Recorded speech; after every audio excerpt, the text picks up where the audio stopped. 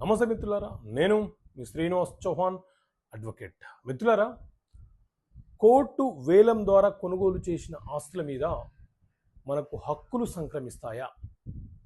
So మిత్రులారా, ఎవరైనా అప్పు తీసుకొని చెల్లించకపోతే వారి మీద మనము మనీ రికవరీ సూట్ అనే కేసు ఫైల్ చేస్తాం.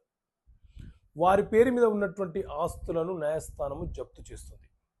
జప్తు చేసిన తర్వాత బహిరంగ వేల ప్రకటన ద్వారా ఆ ఆస్తులను న్యాయస్థానము అమ్మివేస్తుంది. సో సెక్షన్ 65 ఆఫ్ సిపిసి ప్రకారంగా ఎవరైతే ఆ ఆస్తులను కొనుగోలు చేస్తున్నారో వారికి ఆ ఆస్తుల మీద పరిపూర్ణమైనటువంటి హక్కులు సంక్రమిస్తాయి.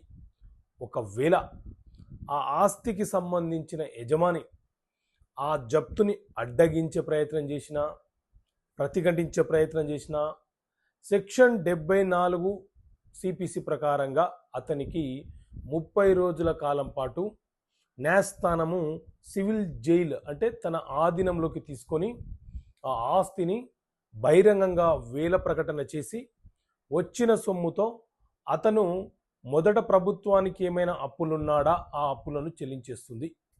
ఆ తర్వాత ఇతర అప్పులు ఎవరికైతే ఉన్నారో వారికి క్రమానుక్రమంలో చెల్లించడం మొదలు పెడుతుంది.